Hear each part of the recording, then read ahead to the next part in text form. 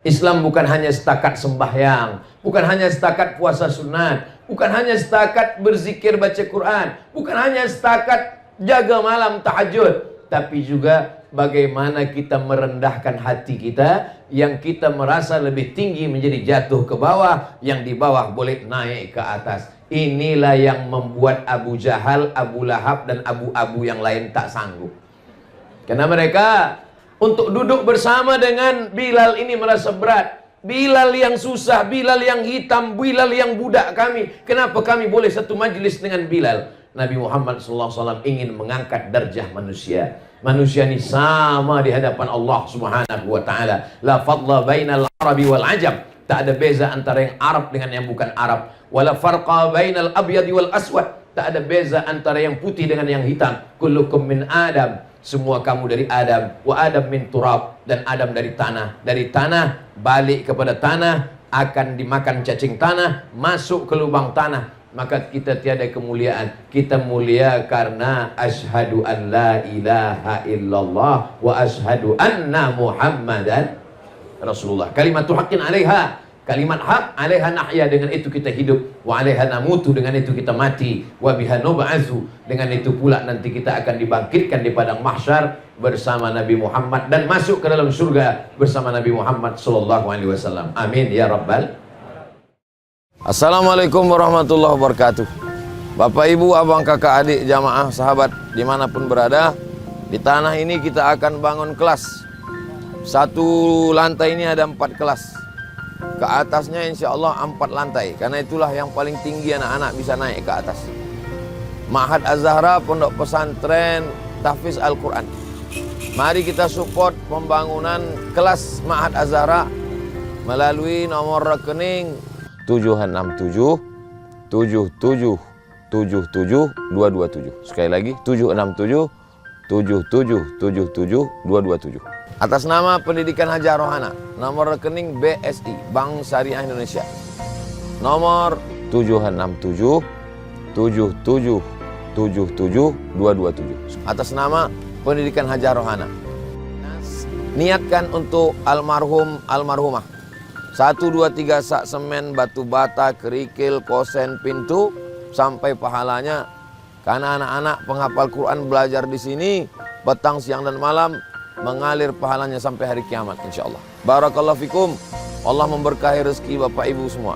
Wassalamualaikum warahmatullahi wabarakatuh.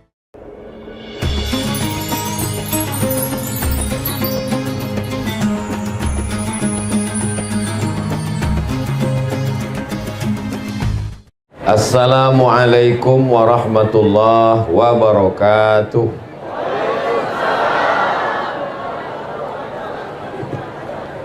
Anak raja menangkap balam, balam ditambat di tengah taman. Dari bunyi sambutan salam nampak jamaah belum sarapan. Apa kabar semua saudara-saudara saya, sehat?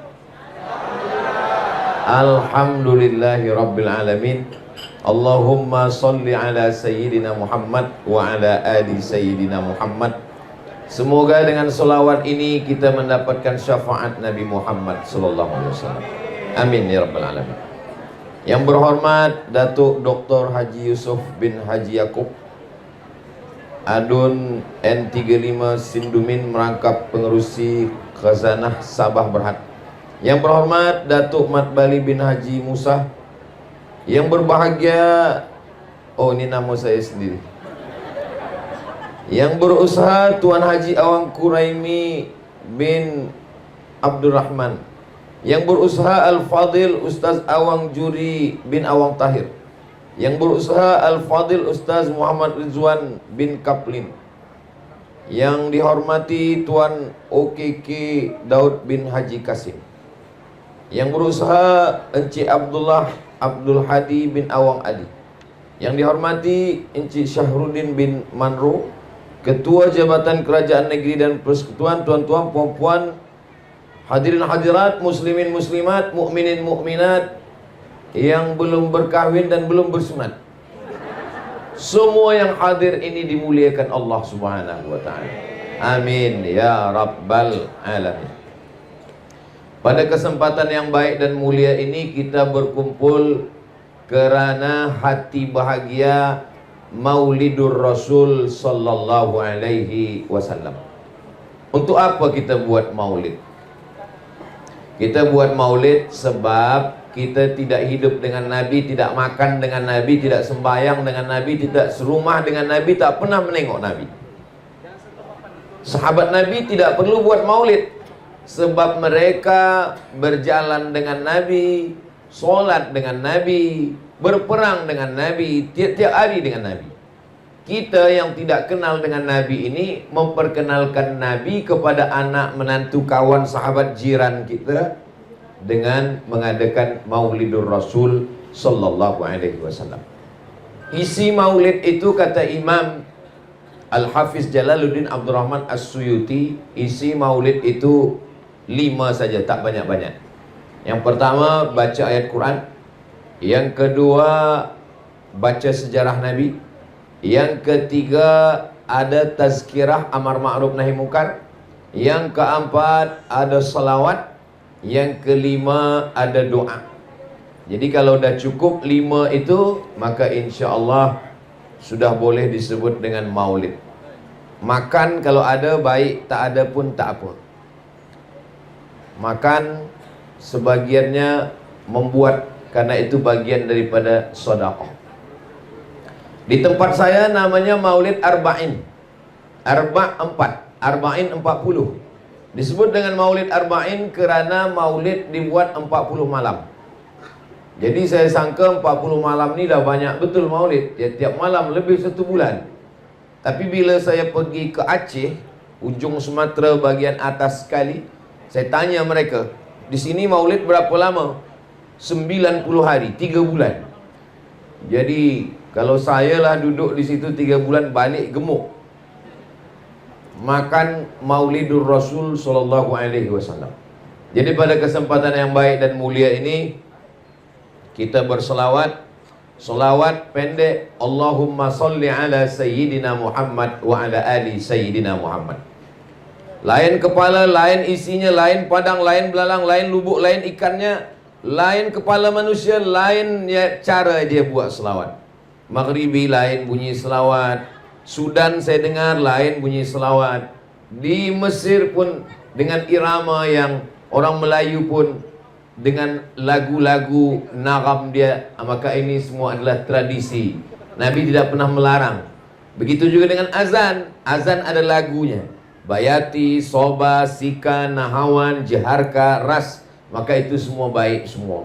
Jadi sesiapa yang membaca selawat dengan ada lagu, ada irama, baik. Bagi sesiapa yang tak suka, dia baca selawat lurus-lurus saja pun baik juga. Allahumma salli ala Sayyidina Muhammad wa ala ali Sayyidina Muhammad. Allahumma salli ala Sayyidina Muhammad wa ala ali Sayyidina Muhammad. Tapi ada orang yang suka dengan dilantunkan. Tadi bila saya turun, maka disambut dengan selawat. Maka kita pun juga di kampung saya, kalau ada akikah, ada walimah, ada nikah, ada pindah rumah, orang ramai-ramai berselawat.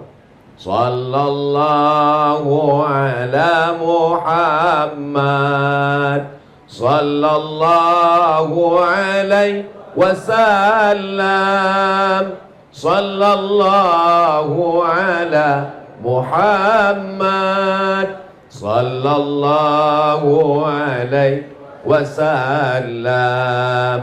Ya Nabi, salam alaika. Ya Rasul, salam alaika. Ya Habibi, salam alaika. Salawatullah alaika. Maka semuanya baik. Ada pula berselawat dengan dipukulkan duf gendang, maka memukulkan itu pun baik. Kata Nabi SAW, a'linu hadzal nikah. Kalau ada walimah nikah, jangan diam-diam, a'linu, buat isytiharkan beramai-ramai. Waj'aluhu fil masajid, buat akad nikah di masjid. Wadribu alaihi bidufuf, pukulkan gendang. Itulah kenapa ada tradisi memukulkan gendang. Ketika Nabi balik daripada perang, datang sahabat, seorang perempuan. Ya Rasulullah, ya, saya bernazar. Apa nazarnya? Saya bernazar, nanti kalau engkau pulang perang dengan selamat, saya akan pukulkan gendang ini. Boleh apa tak boleh? Kata Nabi, pukulkanlah gendang itu. Itulah mengapa di beberapa kawasan daerah memukulkan gendang. Hadrah. Hadrah diambil dari kata hadar. Hadrah maknanya merasakan kehadiran Nabi Muhammad sallallahu alaihi wasallam, seakan-akan dia hadir. Walaupun yang datang itu ustaz, habaib, maka ketika mereka datang disambut dengan tala'al badru alaina. Hadrah, merasakan kehadiran Nabi Muhammad sallallahu alaihi wasallam. Maulid dibuat di masjid, ramai, semua orang datang, puan, tuan, datuk, datin, baik, tak salah. Tak sanggup membuat di masjid, dibuat di rumah-rumah juga baik.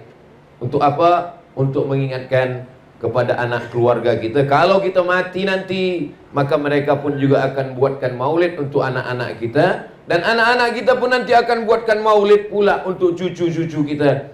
Dan kita buat macam ini sekarang, ini kita meneruskan tradisi yang dibuat oleh datuk-datuk kita dulu. Maka insya Allah sampai hari kiamat negeri kita sepitang, betul? Maka insya Allah sampai hari kiamat terus ada Maulidur Rasul sallallahu alaihi wasallam. Amin ya rabbal alamin. Biasanya kitab maulid yang dibaca macam-macam. Dari mulai yang paling tua namanya Maulid Ad-Daibai dari Yaman. Selesai Maulid Ad-Daibai ada lagi namanya Maulid Burdah. Maulid Burdah ini ditulis oleh Imam Al-Busiri dari Alexandria, Mesir. Makamnya di Alexandria, Iskandaria. Selepas itu Ad-Daibai Yaman. Kalau Al-Busiri di Alexandria, Mesir. Lalu kemudian Imam Abu Ja'far Al-Barzanji. Al-Barzanji ini ulama daripada Yaman. Lalu kemudian dia menjadi mufti, ulama daripada Madinah Al-Munawwarah menjadi mufti di Yaman. Beliaulah menuliskan syair-syair Al-Barzanji. Lalu kemudian daripada Yaman ada namanya Habib Ali Al-Habsyi. Maka kita sebut dia dengan Simtud Durar. Lalu kemudian sekarang masih ada lagi Habib Omar bin Hafiz menuliskan Maulid Ad-Diyaul Lami'. Ini semua adalah maulid-maulid. Isi daripada syair-syair maulid ini 3. Yang pertama, sejarah Nabi. Yang kedua, solawat Nabi. Yang ketiga adalah doa-doa di dalamnya. Kadang orang campurkan antara Barzanji dengan Simtud Durar dengan Ad-Daibai. Yang biasa saya lantunkan dalam maulid, Maulaya salli wa sallim daiman abada ala habibika khairil khalqi kullihim Muhammadun sayyidul kaunaini wa thaqalaini wal fariqaini min urbin wa min ajami. Muhammadun sayyidul kaunaini, Nabi Muhammad adalah pemimpin semesta alam. Sayyidul kaunaini wathaqalaini, dari kalangan manusia dan jin. Min urbi wa min ajami, dari kalangan orang Arab dan orang ajam yang bukan Arab. Dialah pemimpinnya. Nanti ketika kita berkumpul semua di padang mahsyar, yang Arab, yang tak Arab, yang Nabi, yang tak Nabi, yang Yahudi, Bani Israel, semuanya pemimpin kita adalah Sayyidina wa Maulana Muhammad sallallahu alaihi wasallam. Innallaha wa malaikatahu yusalluna 'alan nabi. Allah berselawat, malaikat berselawat. Ya ayyuhalladzina amanu, hai orang yang beriman, sallu alaihi, berselawatlah kamu. Sallu alaihi wa sallimu taslima. Kata sahabat Nabi, kalau mengucapkan salam kami tahu. Assalamu alayka ya Rasulullah, Assalamu alayka ya Habibullah, Assalamu alayka ya awwala khalqillah, Assalamu alayka ya Safwatullah, Assalamu alayka ayuhan Nabi wa rahmatullahi wa barakatuh. Tapi mengucapkan selawat kami tak tahu. Maka turunlah wahyu diajarkan kepada Nabi Muhammad. Nabi mengajarkan kepada kita, Allahumma salli ala Sayyidina Muhammad wa ala ali Sayyidina Muhammad. Tapi kata Syekh Ali Jum'ah, solawat yang paling elok adalah solawat yang ada Ibrahimnya di dalam. Maka disebut dia dengan solawat Ibrahimiyah. Allahumma salli ala Sayyidina Muhammad wa ala ali Sayyidina Muhammad kama sallaita ala Sayyidina Ibrahim wa ala ali Sayyidina Ibrahim. Allahumma barik ala Sayyidina Muhammad wa ala ali Sayyidina Muhammad kama barakta ala Sayyidina Ibrahim wa ala ali Sayyidina Ibrahim fil alamina innaka hamidum majid. Majlis, setiap majlis. Maka kadang kalau kita berjumpa dengan orang, bila bersalaman, Allahumma salli ala Sayyidina Muhammad, Allahumma salli ala Sayyidina Muhammad. Kenapa orang kalau berjumpa bersalaman dia ucapkan selawat kepada Nabi? Karena kata Nabi, setiap ada majlis orang berkumpul, kalau tidak dibacakan selawat, maka majelis itu majelis bangkai, majelis busuk, majelis berbau. Maka orang yang berdua pun walaupun tak ramai berdua, dia tidak ingin majelis dia berdua itu menjadi majelis yang tak baik. Maka ketika bersua berdua, dia tetap ucapkan Allahumma sholli ala Sayyidina Muhammad wa ala ali Sayyidina Muhammad. Ma min muslimaini, dua orang muslim, yaltaqiyani berjumpa, wa yatasaffahani berjabat tangan, illa ghufira lahuma, diampunkan dosa mereka, malam yatafarraqa, sebelum dia berpisah. Maka kita pun juga di dalam majlis ini sudah berkali-kali berulang-ulang kita ucapkan selawat kepada Nabi, dan insya Allah dengan selawat itu mudah-mudahan kita istiqomah insya Allah. Ada model selawat yang di dalam selawat itu ada doa sekali. Dia selawat, kalau Allahumma sholli ala Sayyidina Muhammad wa ala ali Sayyidina Muhammad, tak ada doa di dalamnya. Tapi Allah tetap berikan balasan. Man shalla alayya salatan, siapa yang berselawat satu kali, sallallahu alaihi biha asyra, Allah balas 10 kebaikan. Wa huttan anhu asyara sayyiat, dihapuskan 10 kesalahan. Wa rufi'an lahu asyara darajat, dinaikkan 10 tingkatan derajat. Tapi dalam selawat itu tak ada doa. Allahumma sholli ala Sayyidina Muhammad wa ala ali Sayyidina Muhammad. Tak ada doa khas untuk kita, tapi Allah tetap beri balasan. Nah, ada dalam sholawat itu ada doanya sekali. Itu yang selalu juga kita baca dalam program-program tahlil, dalam takziah orang meninggal, dalam walimah, dalam acara nikah. Allahumma sholli ala Sayyidina Muhammad wa ala ali Sayyidina Muhammadin salatan tunjina biha min jami'il ahwali wal afat, wa taqdilana biha jami'al hajat, wa tutahhiruna biha min jami'is sayyiat, wa tarfa'una biha indaka 'alad darajat, wa tuballighuna biha aqsal ghayat min jami'il khairat fil hayati wa ba'dal mamat, innaka sami'un qaribum mujibud da'wat wa ya qadhiyal hajat. Ini afdal baik semuanya. Hanya saja solawat ini ada yang diajarkan Nabi Muhammad SAW, dan ada solawat yang dibuat oleh para ulama, maka semuanya baik. Kenapa boleh solawat itu dibuat oleh para ulama? Mana dalilnya? Suatu ketika Nabi sembahyang, Sami Allahu liman hamidah. Nabi hanya mengajarkan doa Rabbana lakal hamdu mil'us samawati wa mil'ul ardi wa mil'u ma syi'ta min syai'in ba'du. Tapi rupanya sahabat di belakang ada dia baca doa agak lain. Sami Allahu liman hamidah. Alhamdulillahi hamdan tayyiban katsiran mubarakan fihi. Selepas salat Nabi tanya, siapa tadi yang membaca doa yang tak pernah saya ajarkan? Saya hanya mengajarkan doa Rabbana lakal hamdu mil'us samawati wa mil'ul ardi wa mil'u ma syi'ta min syai'in ba'du. Kamu tadi saya dengar ada bacaan lain. Alhamdulillahi hamdan tayyiban katsiran mubarakan fihi. Selepas salat Nabi tanya, siapa tadi yang membuat doa itu? Lelaki itu menjawab, saya ya Rasulullah yang membuat doa itu. Kata Nabi, futihat abwabus sama. Saya tengok pintu langit terbuka, turun malaikat berlomba-lomba ingin mencatat, menulis doa yang sudah engkau baca tadi.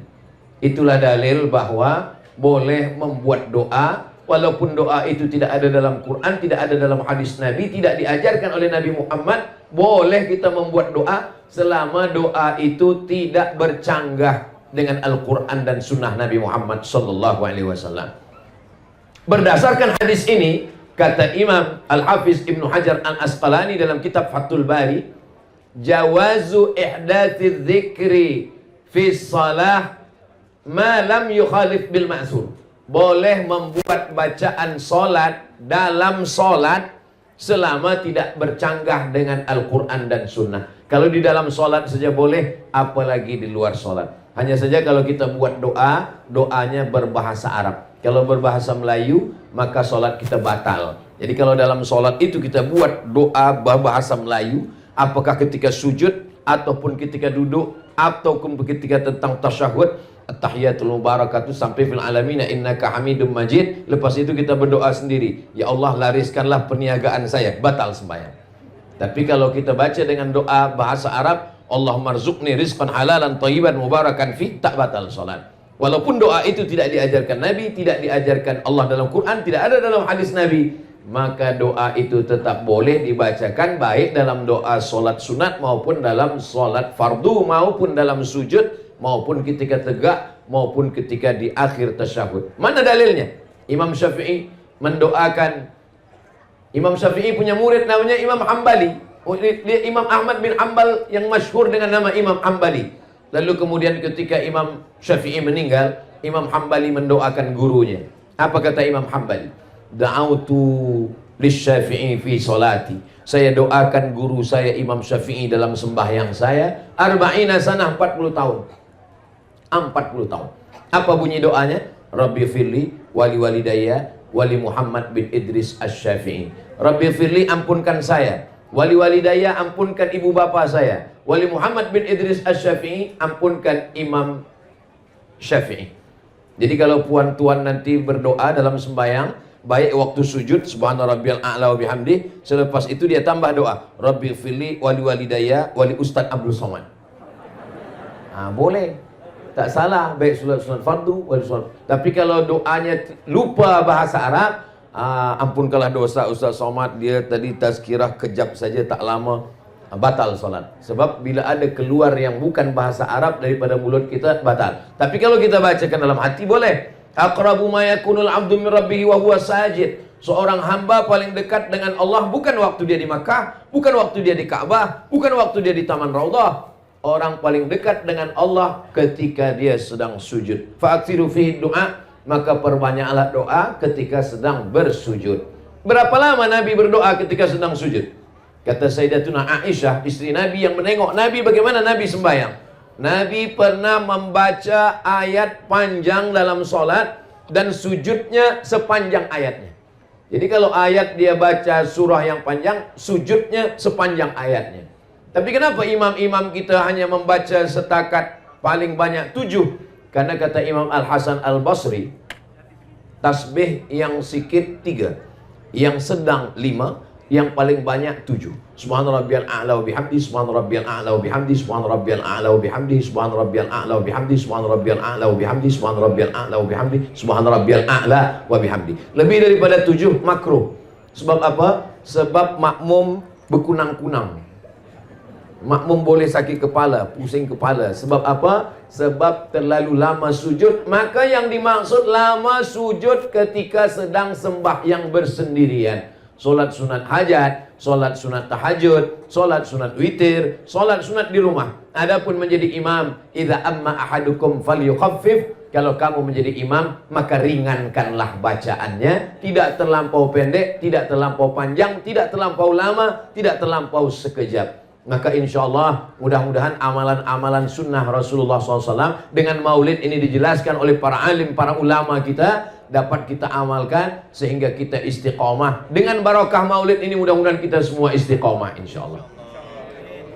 Apakah Abdul Somad yang berada di atas, yang dimuliakan, yang disanjung-sanjung, yang dialu-alukan, yang disambut, yang dikawal lebih mulia daripada saudara saya yang di bawah kepanasan? Belum tentu. Boleh jadi mereka lebih dulu masuk surga daripada Abdul Somad. Betul apa tidak? Betul kata jamaah. Innallaha la yanzuru ila ajsamikum. Allah tidak menengok badan kamu. Wala ila suwarikum. Allah tak menengok rupa kamu. Walakin yanzuru ila qulubikum. Yang ditengok Allah adalah hati kamu, wa a'malikum, dan amal kamu. Dulu zaman Nabi Muhammad SAW, orang yang paling mulia adalah Quraisy, paling tinggi Quraisy. Arab yang keturunan Nabi Ibrahim. Di bawah Quraisy yang Arab. Arab tapi bukan keturunan Nabi. Yang di bawah itu lagi adalah Ajam yang bukan Arab. Yang paling bawah sekali adalah yang berkulit hitam dari Afrika. Bilal bin Rabah, Miqdad bin Aswad, Najasyi. Ini yang paling rendah. Maka ketika Nabi Muhammad SAW datang, maka yang paling tinggi jatuh ke paling bawah, yang paling bawah naik ke paling atas. Siapa yang paling tinggi? Abu Lahab. Sebab Abu Lahab adalah anak Abdul Muttalib. Abdul Muttalib anak Hasim, Hasim anak Abdi Manaf, Abdi Manaf anak Qusay, Qusay keturunan Adnan, Adnan anak cucu Ismail, Ismail anak Ibrahim alaihissalam.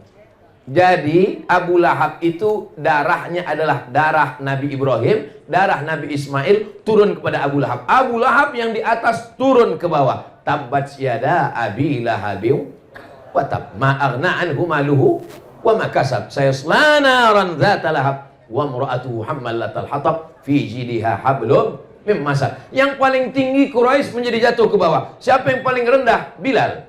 Bilal paling rendah sebab di Afrika. Kampung Bilal itu namanya Nubia. Ini Afrika, yang paling atas Mesir, di bawah Mesir Sudan. Di situ ada kampung namanya Nubia. Berbatasan, bersempadan antara Mesir dengan Sudan itu ada kampung namanya Nubia, Afrika Utara. Orang Nubia ini warna kulitnya dua saja, hitam dan hitam sekali. Tak ada warna lain. Bilal bin Rabah yang paling bawah, paling rendah, miskin, hitam, budak, hamba sahaya, tak ada apa-apa. Tapi Bilal diangkat Allah menjadi paling atas. Bila Nabi mengangkat Bilal? Waktu Fathu Makkah, pembebasan kota Makkah, tahun 8 Hijrah, Nabi membersihkan Ka'bah. 360 patung berhala dari batu, dari besi, dari kaca, dari emas, dari perak, semuanya dihancurkan. Lalu kemudian tibalah masanya, siapa yang akan naik ke atas Ka'bah mengumandangkan azan? Nabi tidak memanggil Abu Bakar, Nabi tidak memanggil Umar, Nabi tidak memanggil Utsman, Nabi tidak memanggil Miqdad, Nabi memanggil Bilal bin Rabah. Wahai Bilal, naik ke atas.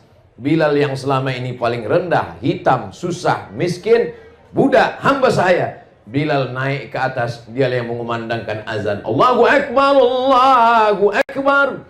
Apa kata orang kafir musyrik jahiliyah di Makkah waktu itu?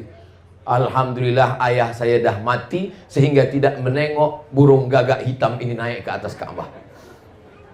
Jadi Islam bukan hanya setakat sembahyang, bukan hanya setakat puasa sunat, bukan hanya setakat berzikir baca Quran, bukan hanya setakat jaga malam tahajud, tapi juga bagaimana kita merendahkan hati kita, yang kita merasa lebih tinggi menjadi jatuh ke bawah, yang di bawah boleh naik ke atas. Inilah yang membuat Abu Jahal, Abu Lahab, dan abu-abu yang lain tak sanggup.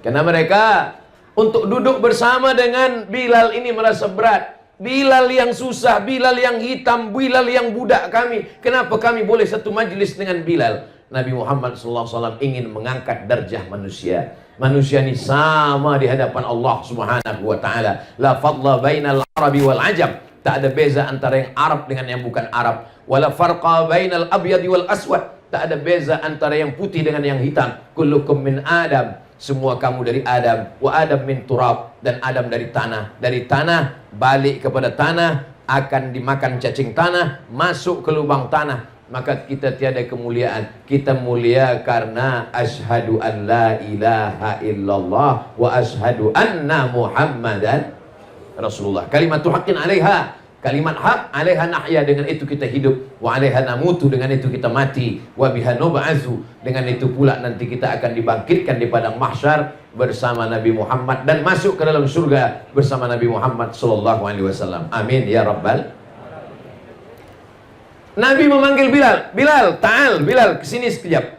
Ada apa ya Rasulullah? Sami'tu dafana 'alaika baina yadayya fil jannah.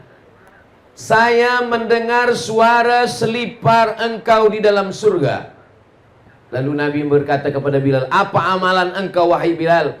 Kata Bilal, saya tak pernah meninggalkan 2 rakaat selepas wudhu. Bagi yang sudah melaksanakan, alhamdulillah. Bagi yang masih ragu-ragu, dalilnya sahih, tiada keraguan sedikit pun, hadisnya sahih. Malam nanti boleh, siang boleh, pagi boleh, petang boleh. Ambil wuduk, selepas ambil wuduk, usalli sunnatal wuduk raka'ataini lillahi ta'ala. Ini pun tak pernah dibuat Nabi. Salat sunat wuduk tak pernah dibuat Nabi. Salat sunat wuduk tak pernah disuruh Nabi. Salat sunat wuduk tak pernah diperintahkan Nabi. Nabi hanya mendengar suara selipar Bilal di dalam surga. Maka Nabi memanggil Bilal, apa amal engkau wahai Bilal? Kata Bilal, saya tak pernah meninggalkan 2 rakaat selepas berwudu. Ini juga dalil bagi orang membantah yang mengatakan kalau tidak dibuat Nabi bid'ah.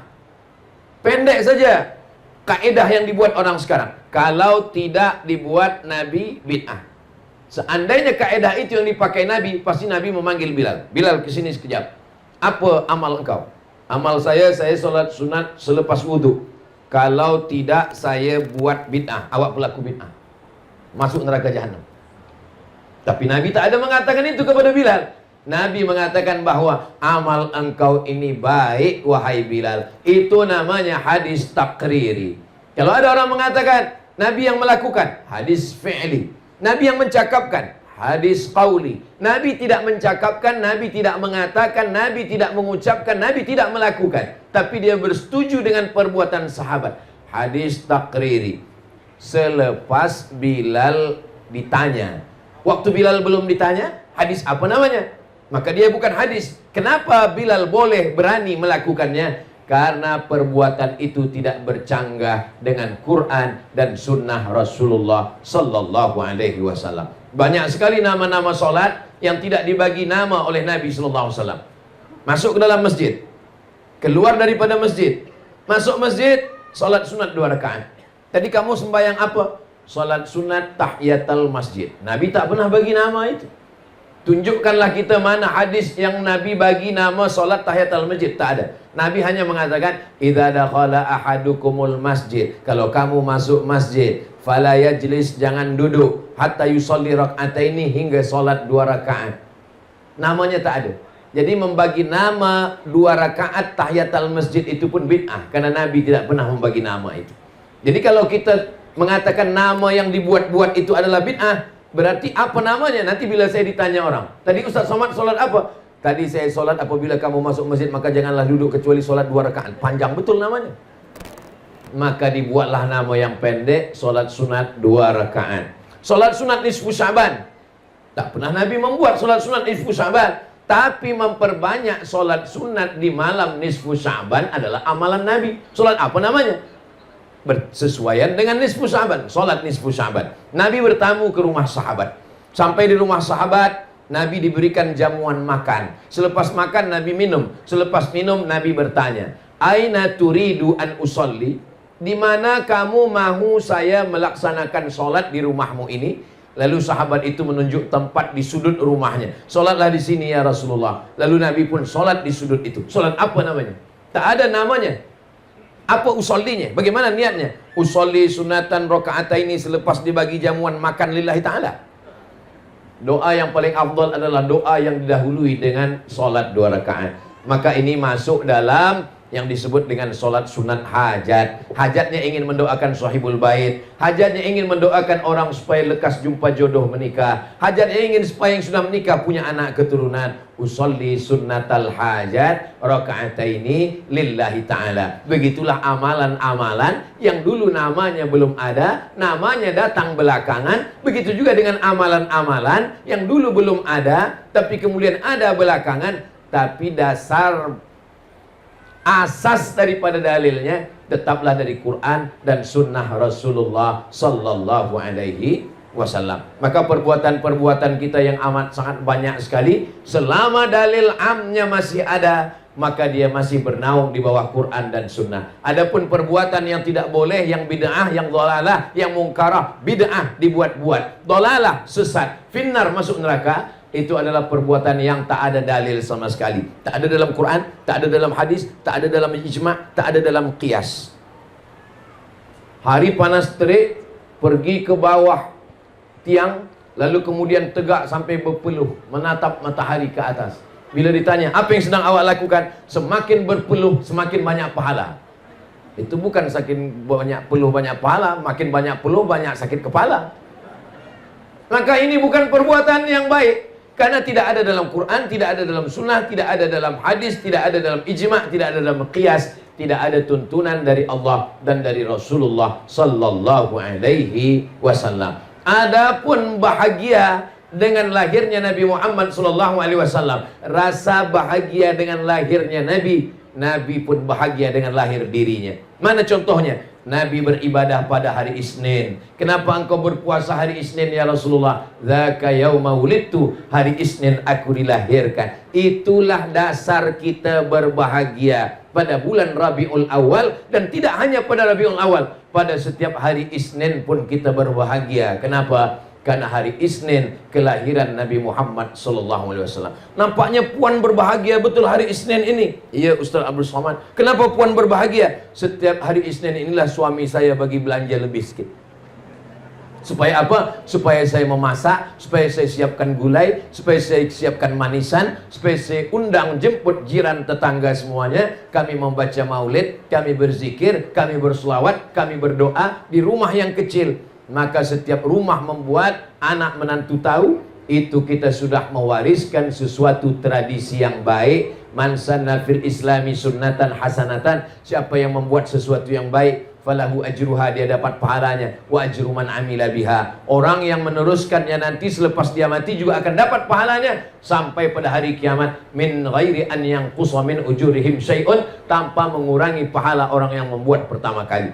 Jadi siapa pertama kali yang membuat maulid, menyusun syairnya, menyusun selawatnya, dikumpulkan orang ramai, maka sampai hari ini dia mendapatkan pahalanya. Mudah-mudahan kita yang hari ini ada anak-anak kita yang hadir, belia-belia kita, nanti selepas kita mati menghadap Allah, kita akan meneruskan tradisi ini. Maka insya Allah kita yang sesudah mati pun juga akan dapatkan pahala amal jariahnya insya Allah. Amin ya rabbal alamin. Nabi Muhammad sallallahu alaihi wasallam selama di kota Makkah Al-Mukarramah 13 tahun. 40 tahun dapat wahyu, 13 tahun setelah dapat wahyu. 40 tambah 13, 53 tahun. Nabi tidak ada kekuasaan. Dia sembayang di samping Ka'bah. Datang Abu Jahal, Abu Lahab mencekik, menyungkup kepala dia dengan kain. Mereka siramkan dengan kotoran. Itulah kenapa tidak ada solat fardu di masjid selama di kota Makkah. Selama di kota Makkah tidak ada solat fardu di masjid, sebab takut ditangkap, dicekik, dilempar, dibunuh oleh Abu Jahal, Abu Lahab. Jadi kalau ada di Sepitang ini ada orang Sepitang yang tak pernah ke masjid, berarti dia takut dicekik Abu Jahal, Abu Lahab. Kenapa laki awak tak pernah ke masjid? Dia takut ditangkap Abu Jahal dan Abu Lahab. Tapi selepas Nabi pindah ke kota Al-Madinah Al-Munawwarah, disitulah mereka sholat berjamaah beramai-ramai di Masjid Nabawi. Dan yang menjadi imam adalah Sayyidina wa Maulana Muhammad sallallahu alaihi wasallam. Nabi yang menjadi imam. Selepas Nabi jadi imam, Nabi mengucapkan salam. Assalamualaikum warahmatullah. Assalamualaikum warahmatullah. Nabi menghadap ke jamaah. Sebetulnya selepas sembahyang itu imam itu menghadap ke jamaah atau menghadap ke kanan? Dua riwayat. Riwayat yang mengatakan menghadap ke kanan, bahwa jamaah meminta sebelah kanan Nabi. Sebab ketika Nabi menghadap ke hadapan, yang paling afdal jamaah sebelah kanan. Selepas sembahyang Nabi menghadap ke jamaah, maka yang afdal adalah jamaah sebelah kanan. Itulah dalil pertama kalau lepas sembahyang imam menghadap ke kanan. Karena jamaah ingin mendapatkan barokah sebelah kanan. Tapi riwayat yang kedua, Nabi menghadap ke jamaah. Di Sepitang, imam menghadap ke kanan atau ke jamaah? Nampaknya banyak yang tak ke masjid.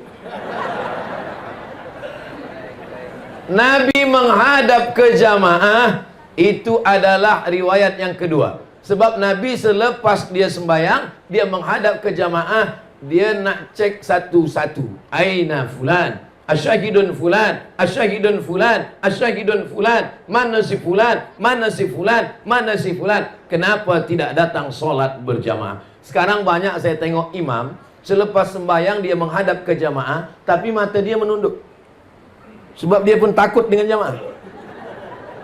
Saya kalau saya jadi imam, saya selepas sembahyang tak pernah saya menghadap ke jamaah. Kenapa? Sebab saya tak ada kuasa nak menanya mana si fulan, mana si fulan, kenapa tak datang. Maka saya kalau jadi imam, selepas saya sembahyang saya hadap ke kanan,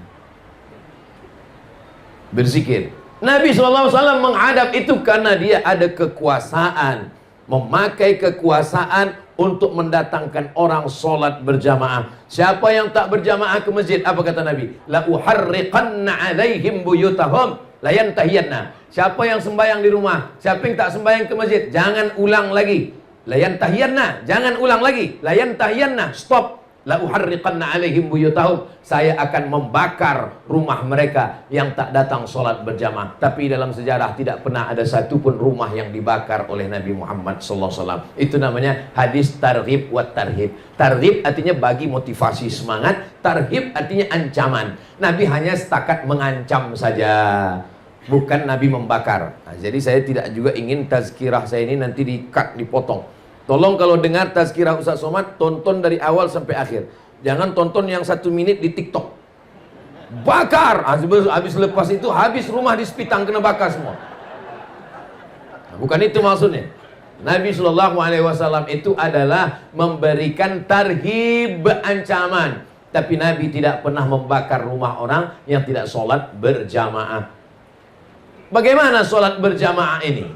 Kerana dalam hadis itu ada ancaman, menurut ilmu usul fiqh, kalau di dalam ayat, di dalam hadis ada ancaman, berarti lil wujub. Berarti sholat berjamaah itu wajib. Kerana di dalam hadis itu ada ancaman. Menurut kaidah usul fiqh, kalau dalam ayat, dalam hadis ada ancaman, berarti wajib. Maka sholat berjamaah hukumnya wajib menurut mazhab Hambali. Baru agak lapang napas sedikit. Rupanya Hambali. Saya mazhab Syafi'i, Pak Ustaz. Itulah kenapa bila kita sampai ke Madinah, sampai ke Makkah, kalau dah terdengar suara azan dari Masjid Nabawi, Masjidil Haram, Allahu Akbar, Allahu Akbar. Haji, haji, haji, haji, haji. Tutup semua tempat belanja. Kenapa? Mereka tutup semua. Kita sangka sembahyang, rupanya dia pun minum teh dalam. Kenapa mereka menutup semua kedai, semua tempat belanja? Sebab menurut mazhab Hambali, solat berjamaah itu wajib. Menurut mazhab Maliki, solat berjamaah ke masjid sunat muakkad. Menurut mazhab Syafi'i, solat ke masjid fardu kifayah. Itulah kenapa di masjid-masjid yang bermazhab Syafi'i, asal dah ada imam sama makmum 2 orang cukuplah. Awak tak ke masjid? Fardu kifayah. Saya cuma ingin sampaikan bahwa ijtihad ulama fiqh ini boleh jadi terikat dengan suatu keadaan. Jadi jangan nanti kita nak mencari-carikan dalil untuk mengambil dalil hanya untuk memudahkan hati kita. Jangan karena kita malas, lalu kita ambil fatwa ulama itu untuk membenarkan kemalasan kita. Kenapa abang tak ke masjid? Fardu kifayah. Mari kita ke masjid, sebab Nabi SAW. Bagaimana dengan perempuan? Sekarang banyak perempuan yang ke masjid, lelakinya pula tak ke masjid. Apakah perempuan wajib ke masjid? Perempuan, kata Nabi, lebih baik solat di dalam pagar rumah.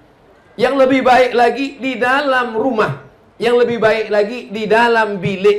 Yang lebih baik lagi di dalam tempat yang sempit di dalam bilik. Seelok-eloknya perempuan sembahyang di dalam pagar, lebih eloknya lagi di dalam rumah, lebih eloknya lagi di dalam bilik, lebih eloknya lagi di dalam tempat sempit di dalam bilik. Itulah yang paling elok bagi perempuan. Inilah dalil sebagian orang mengatakan perempuan tidak elok ke masjid. Tapi ada satu hadis lagi mengatakan, la tamna'u ima Allah masajid Allah. Yang perempuan jangan larang ke masjid. Sila perempuan ke masjid. Dan kalau kita ke Masjid Nabawi, kita menghadap ke arah kiblat, sebelah kiri ini ada namanya Babul Baqi. Babul Baqi pintunya ke arah makam Baqi. Di belakang Babul Baqi ada Babu Jibril. Karena itu pintu malaikat Jibril masuk ke rumah Nabi. Yang ke belakang sekali ada namanya Babun Nisa, pintu perempuan. Mungkinkah pintunya ada, orangnya tak ada? Itu menunjukkan bahwa perempuan ke masjid. Lalu bagaimana menyelesaikan masalah ikhtilaf antara hadis ini? Maka kata ulama, kalau menimbulkan fitnah di Palestina sekarang, di Gaza, menimbulkan fitnah, perempuan boleh ditangkap oleh tentera Israel, maka perempuan lebih baik dalam bilik, dalam rumah. Tapi di Sepitang ini ada tentera Israel? Tak ada. Maka perempuan ke masjid elok, baik ke masjid. Tapi perempuan kalau ke masjid menutup aurat, pakaiannya tertutup semua. Perempuan kalau ke masjid, jangan guna minyak wangi parfum yang melampau berlebih-lebih. Saking kan wanginya sampai baunya ke imam, hilang ayat imam.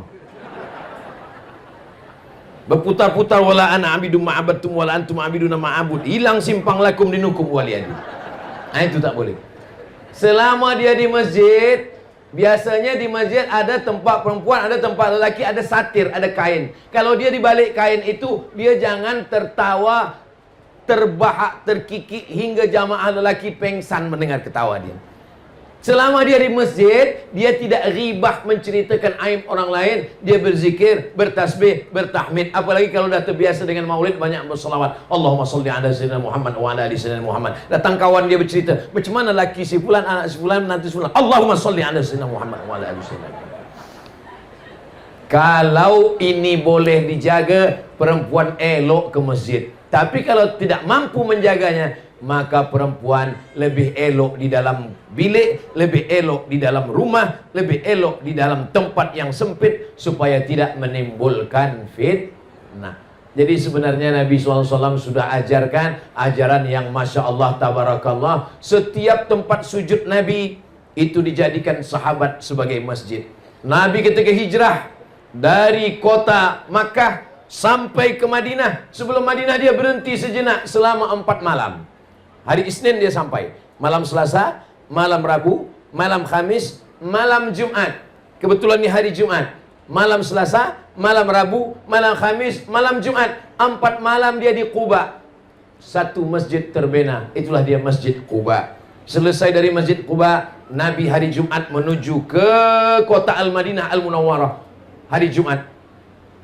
Hari ini hari Jumat. Hari Jumat Nabi bertolak dari Quba ke Madinah. Dan ketika di tengah jalan masuk waktu Jumat, Nabi sholat Jumat. Tempat Nabi sujud sholat Jumat tidak di masjid, di tanah lapang, di padang. Nabi sholat Jumat. Tempat Nabi sujud di padang itu dibinalah masjid oleh Umar bin Abdul Aziz. Nama masjid itu namanya Masjid Al-Jumu'ah.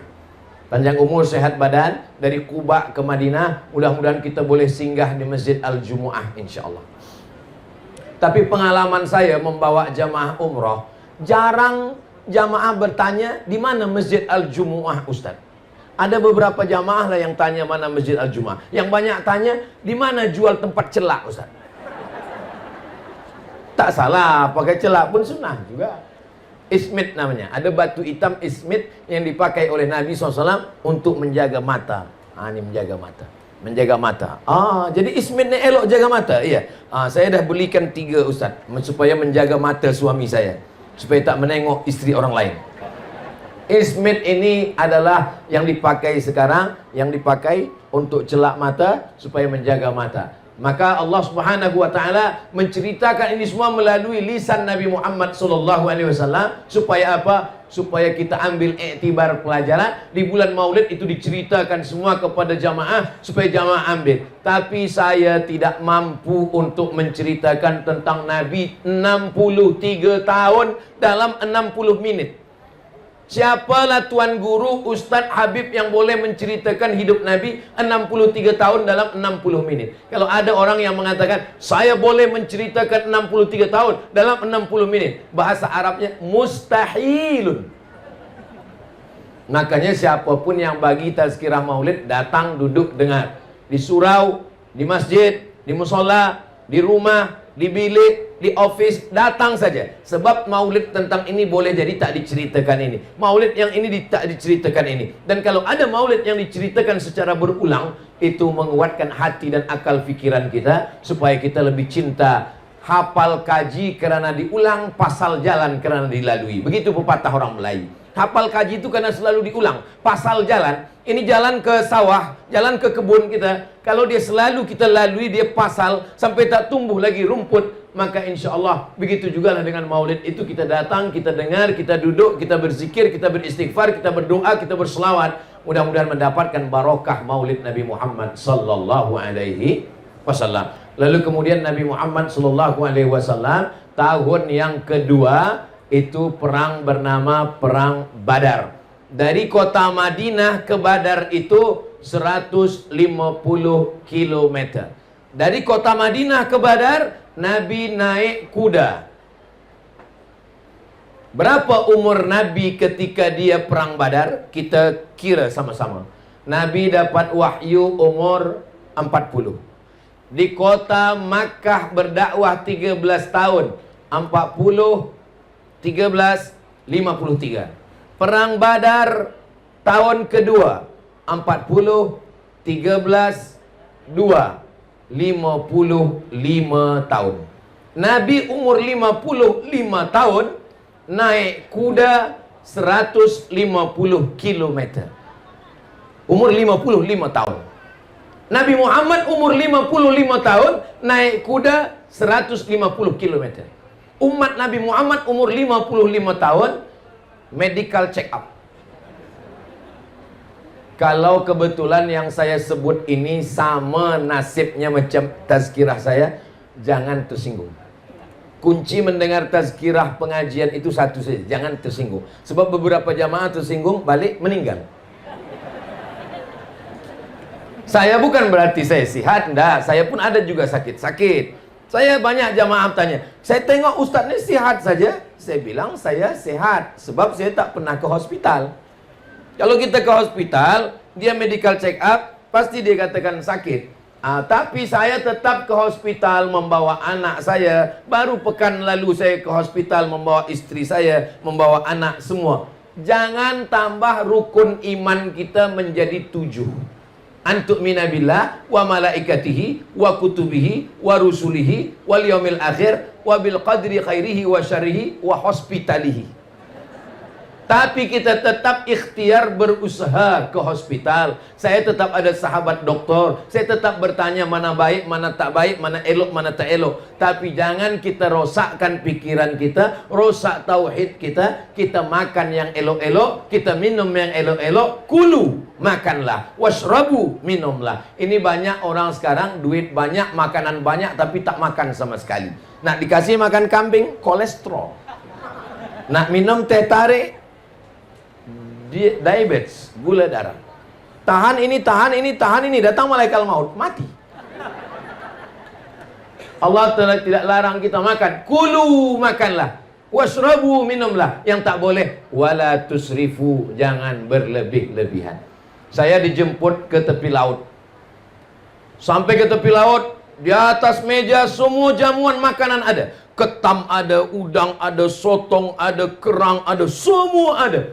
Yang di samping itu saya tengok ada tentera, ada polis, ada ketua wilayah, ada semua ada. Saya tengok semua, tak ada satu pun yang makan.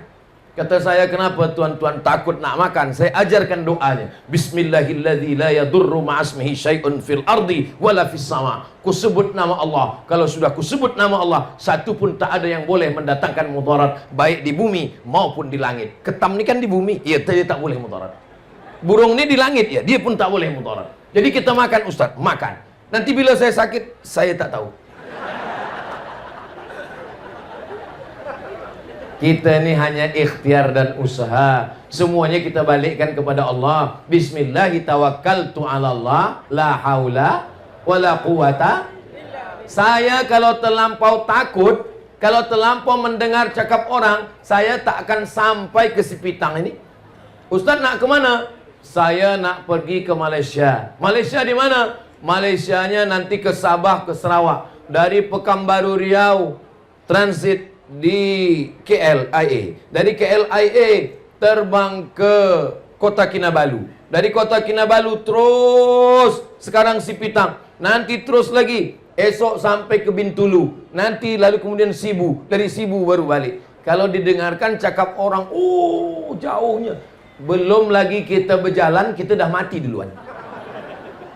Hidup ini sebenarnya tidak susah. Hidup ini sebenarnya tidak payah. Hidup ini tidak sulit. Hidup ini tidak sakit. Yang susah, yang payah itu adalah mendengarkan komen orang. Betul tak betul? Banyak yang mengaku betul.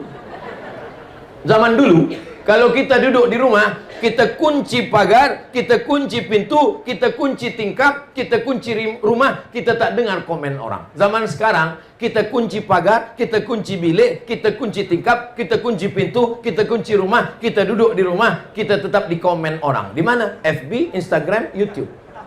TikTok paling banyak. Maka yang paling tenang adalah kalau kita tidak mendengarkan cakap orang. Cakap orang ini 1000 orang, 2000 cakapnya. Cakapnya lebih banyak daripada mulutnya.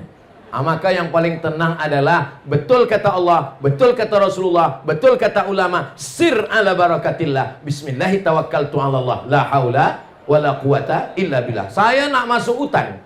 Saya dalam program 6 bulan sekali masuk ke hutan. Saya dengar kabar Ustaz nak masuk ke hutan. Iya. Oh, hutan ni banyak hantu Ustaz. Nanti bila Ustaz masuk ke dalam hutan, orang hutan ni nanti bagi Ustaz jampi-jampi, Ustaz kena racun, Ustaz nanti ditangkap harimau. Ustaz, saya dah balik 10 tahun masuk hutan sampai sekarang. Harimau pun tak ada selera nak makan. Yang penting kita berdakwah karena Allah Subhanahu wa taala. Masalah cakap orang jangan kita hiraukan. Maka inna a'tainakal, aku kata Allah Ta'ala sudah bagi kamu nikmat yang besar. Inna a'tainakal kautsar. Bagaimana membalas nikmat Allah? 2. Fasalli li rabbika wanhar. 2. Cara membalas nikmat Allah yang pertama, fasalli, sembahyang.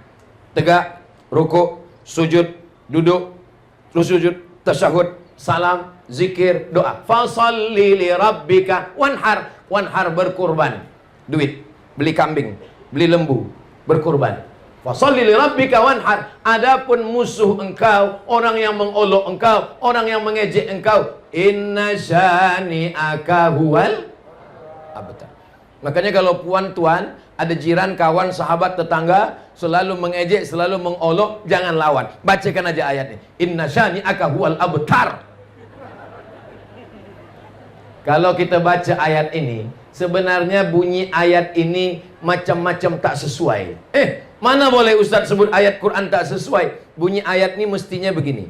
Inna a'tainakal kautsar. Kami sudah bagi nikmat besar pada engkau. Fasalli li rabbika wanhar. Balaslah nikmat ini dengan sembahyang dan berkurban. Inna syani'aka huwal abtar. Musuh engkau mestilah engkau maafkan.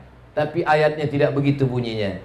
Inna a'tainakal kautsar. Kami berikan engkau nikmat yang besar. Fasalli li rabbika wanhar. Balas nikmat Allah dengan salat dan berkurban. Inna syani'aka huwal abtar. Musuh engkau jangan engkau pikirkan, serahkan kepada Allah Subhanahu wa taala. Kalau saya pikirkan haters yang attack, berapa kali akun FB hilang? Berapa kali akun-akun itu kena ban? Tapi kita tak fikirkan itu. Iya ke Ustaz Somad tak fikirkan komen-komen orang di Instagram, di YouTube, di TikTok semua? Saya baca, tapi tak saya fikirkan. Saya baca. Ada beberapa yang saya ingat. Ada beberapa komen yang saya ingat. Ustaz, jadikan aku yang kedua. Itu saya ingat sikit. Yang perlu kita fikirkan macam mana kita mati husnul khatimah. Amin. Yang perlu kita pikirkan macam mana selama di alam barzah ada amal yang mengalir. Amin. Yang perlu kita pikirkan macam mana bangkit di padang mahsyar kita termasuk yang dapat naungan aras. Amin. Yang kita pikirkan macam mana waktu meniti titian siratal mustaqim kita yang kencang macam kilat. Amin. Yang perlu kita pikirkan macam mana ketika nanti dihisab kita termasuk yang tidak kena hisab, terus saja masuk ke dalam surga Allah Subhanahu wa taala. Bila jamaah si pitang ini nanti masuk surga, amin. Semua jamaah si pitang ini masuk surga, amin. Sampai di surga mereka bertanya kepada malaikat, malaikat, mana Ustaz Abdul Somad? Malaikat menjawab, Ustaz Abdul Somad dah lama tunggu di VVIP. Amin. Sebenarnya saya nak minta amin tu. Cuma cara saya begitu. Kadang doa kita untuk diri kita belum tentu makbul. Kenapa? Karena doa kita untuk diri kita. Tapi kalau doa orang lain untuk kita, Saya banyak jamaah bertanya, kami kawal Ustaz Somad, kami menemani Ustaz Somad, kami berkhidmat dengan Ustaz Somad saja letih kami. Ustaz tazkirah lagi, bagi ceramah lagi, 1 hari 3 kali, pagi, siang, malam, macam makan ubat. Kenapa Ustaz sihat-sihat saja? Apa Ustaz makan? Saya makan roti canai. Apa Ustaz minum? Saya minum teh tarik. Kenapa Ustaz sihat? Saya yakin dan percaya saya sihat karena doa orang Sipitang. Karena mereka pasti semua berdoa, ya Allah, panjangkan umur Ustaz Somad, sampaikan dia ke Sipitang ni ya Allah. Selepas dia sampai ke sini, selepas itu terserahlah ya Allah. Nak mati dia matilah. Selepas dari sini, orang Bintulu pula doakan saya, Ustaz Abdul Somad, sampaikan dia ke Bintulu. Selepas sampai Bintulu ni, aku serahkan dia pada engkau ya Allah. Selepas itu orang Sibu pula berdoa. Teruslah. Jadi Ustaz ni bila rehatnya? Pergi ke Sipitang, pergi ke Bintulu, pergi ke Sibu, nanti balik dari sini pergi ke Riau, balik dari Riau pergi lagi ke Palembang, Sumatera Selatan. Selepas itu pergi lagi. Bila Ustaz rehat? Rehatnya nanti bersama orang baik di surga Jannatul Firdaus. Ar-Rahah fil Jannah. Rahah itu nanti di surga. Banyak orang menyangka nanti nampaknya anak-anak nih kalau dia dah universiti kita agak rehat sikit. Rupanya makin universiti makin tak rehat. Nampaknya nanti kalau anak nih dah berkahwin, dah menikah, dah ada istri, dah ada suami, kita agak rehat sikit. Rupanya selepas dia menikah, dia punya anak, anak dia pula dia letakkan di rumah kita.